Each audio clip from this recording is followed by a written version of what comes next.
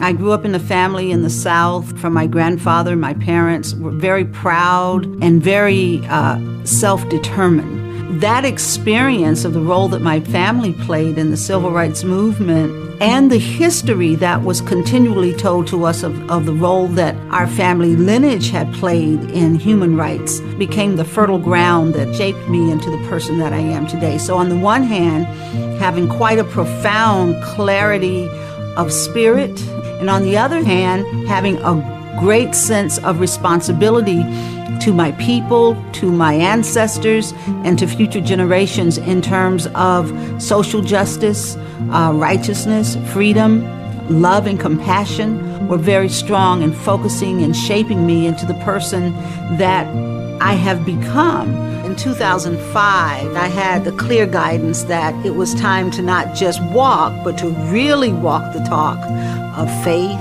and commitment to what I was being called to do in a walk that would take us around the world, across 6 continents, for the next 3.5 years. And then coming back from that, our last walk, the 13 Moon Walk for Peace, which just ended in November.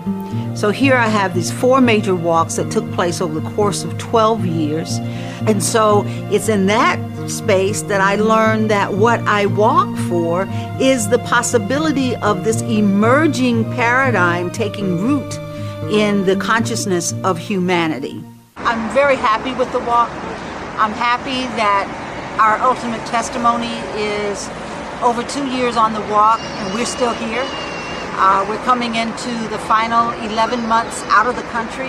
I know now that I have a greater level in trust that if something is called forward for all the right reasons, that everything that needs to come forward to support that does come forward.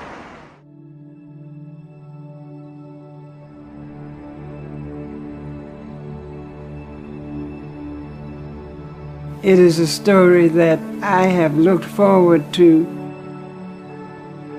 Chief Frazier, who had been my friend for quite a while, and he had a project down in Macon, Georgia. He asked would I come to Macon with him, where he was going to interview some of the people who were on a world trip. I was introduced to Audri and to her group. For the first time, I found somebody who could carry on. So I say to Audri, keep on, just keep on doing the same thing. You may not ever see the things that you have planted, but it grows and it continues to grow. And though you may not ever know anything, whether it's in Europe, Asia, Africa, Australia, or wherever it might be, it's growing.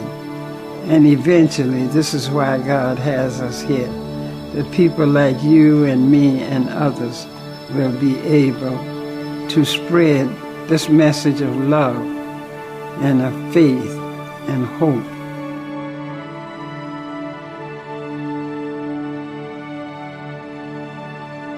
The United Religions Initiative is the organization that I represent here at the United Nations.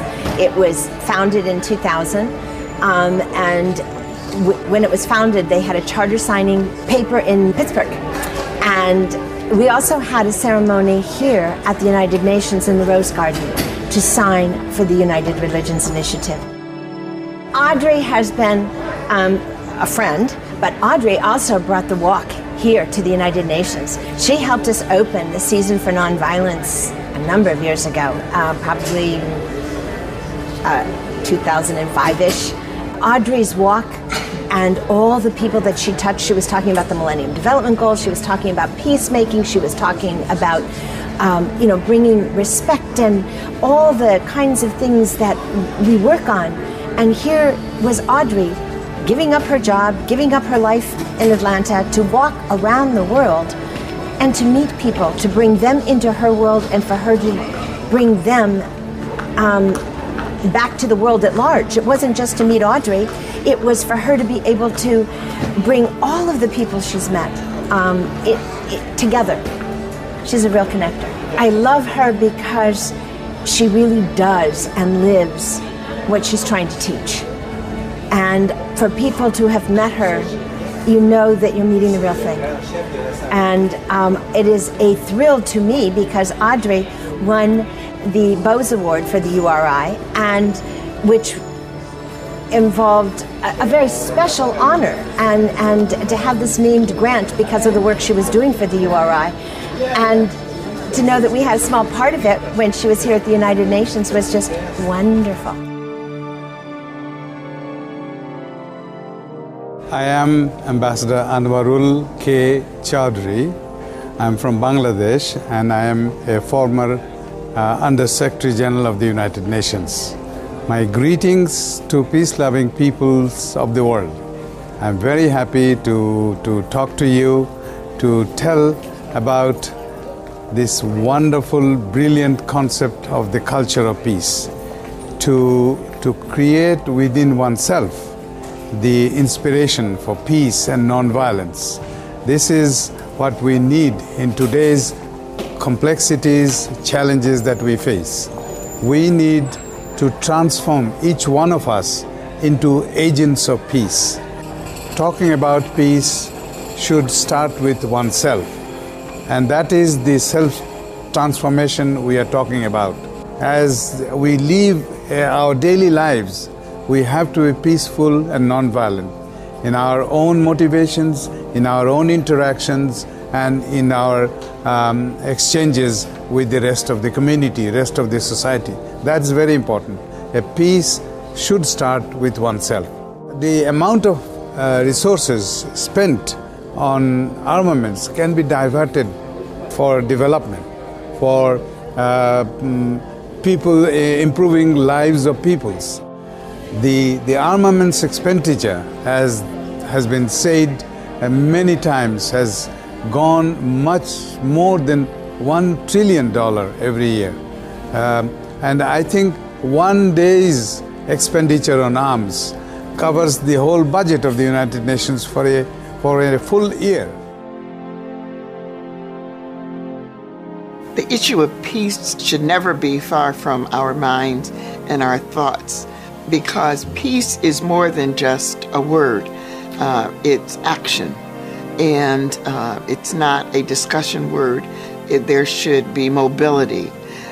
There should be a development of a paradigm for peace. So when Audri approached me about coming to Newark, I thought, what a great idea. We had a chance to put the concept of peace on the table, and to also develop areas and activities so that our community could see peace in action. We made peace poles. We planted them. We went out into the neighborhoods. We did not stay downtown or in City Hall. And so for, what do they say, 15 minutes of fame, Audri Scott Williams and the Peace Walkers and Dream Walkers had the attention of the people here in Newark. The world spends almost twice as much on weapons in one day than the United Nations spends for our global mission of peace, human rights, and development in 1 year. The world celebrates with the United Nations the International Day of Peace on September 21st, 2013. It is my goal to effect the largest, most inclusive initiative for peace on the International Day of Peace, beginning at 12 noon in every time zone around the world, to ring the peace bell, walk for a mile, and conclude with an interfaith prayer. Imagine a wave of intentional peace encompassing the world, like a wave gently washing over the planet to raise the consciousness of peace. A wave so strong it literally causes people to put down their weapons and hold the space for a possible future of peaceful coexistence. Together, embracing our differences, we will make footprints around the world for peace that will last forever.